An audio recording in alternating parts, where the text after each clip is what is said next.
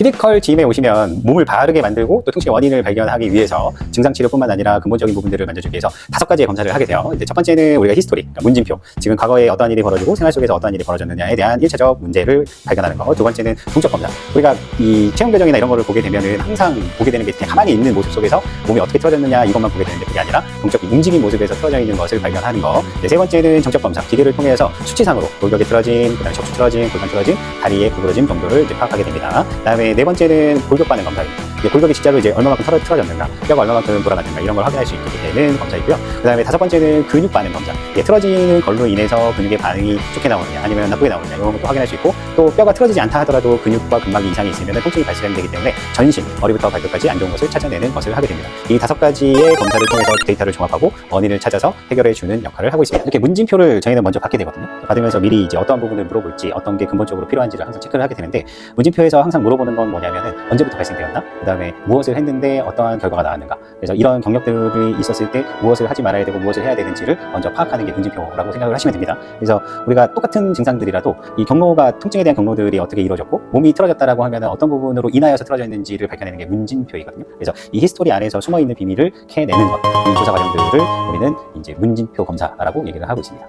이렇게 문진표는 이제 미리 받게 되는데, 여기서부터 여기까지는 미리 받은 거에서 제가 궁금했던 거, 또 어느 부분으로부터 출발하는지 확인을 하게 되는 거고, 또 이 부분은 이제 동적 검사랑 측정을 통해서 어느 부분이 틀어지고 메인 부분이 어떻게 되고 어느 방향 쪽으로 기울어진지 이거를 이제 확인할 수 있는 부분이라고 보시면 되고, 맨 마지막에는 예상과 가설이어 써있죠. 이 부분에 대해서는 이 5가지 검사를 했을 때 나타나는 이 결과에 대해서 원인에 관련된 부분인데, 원인에 대해서 이렇게 하고 이 원인인 부분이 발견이 되면은 어떤 계획으로 어떠한 방법으로 어떻게 하겠다라는 부분들을 이제 종합적으로 결론을 내리고 있습니다. 걷다 보면은 이 보행이라고 하는 부분들은 우리가 가만히 있었을 때의 모습보다 더 뚜렷한 불안정성을 찾을 수 있는 이 검사이기 때문에 보행이라는 검사는 꼭 해야 할 과제 중에 하나입니다. 여기 오게 되면은 이제 검사는 세 번째 단계가 뭐냐면 측정하는 거예요. 정적 검사. 우리가 일반적으로 정적 검사 하다 보면은 사람들이 그냥 거울 보고 아니면 그냥 모습을 보고 하는 경우가 많죠. 근데 저희 피지컬에서는 측정 기구를 갖고 검사를 하게 됩니다. 근데 검사할 때 우리가 생각할 때는 이게 전부는 아니에요. 한 확률적으로 봤을 때 5가지 검사 중에 하나의 요소지, 이것만 전적으로 믿고 검사에 대한 결과를 내지는 않습니다. 그래서 측정을 한번 해보도록 할게요.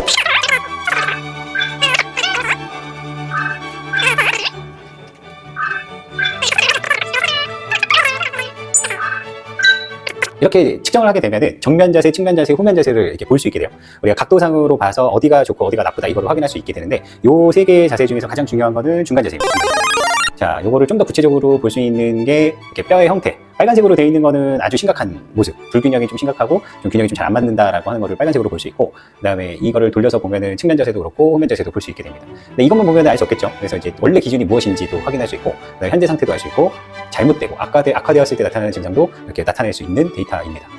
자, 이런 데이터를 보고 이 데이터를 통해서 근육이 어떻게 쓰여져 있는지. 빨간색으로 되어 있는 거는 지금 뼈 많이 써서 긴장도가 되게 높은 것을 빨간색으로 표시되어 있고, 파란색으로 되어 있는 거는 좀 약하거나 아니면 근육의 사용 빈도수가 굉장히 좀 적은 이런 것들을 볼 수 있는데, 이렇게 빨간색으로 되어 있고 파란색으로 되어 있을 때 좀 진한 모습으로 되어 있다라고 하는 이런 모습들을 보게 되면은 좀 과긴장, 좀 안 좋은 상태에 대한 부분을 볼 수 있죠. 그래서 여기 지금 보면은 오른쪽 다리에 대한 이 과긴장도가 좀 높게 나타나는 걸 볼 수 있고, 그다음에 파란색으로 보이시면은 파란색도 역시 보면은 이제 나머지 앞근육이나 뒷근육 이런 걸 봤을 때, 종아리 근육 봤을 때 좀 악화된 것도 좀 볼 수 있게 됩니다.